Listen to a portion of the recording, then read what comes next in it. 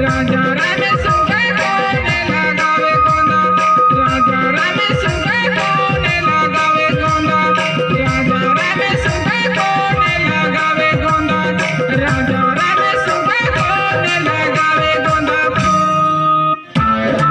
the bell icon.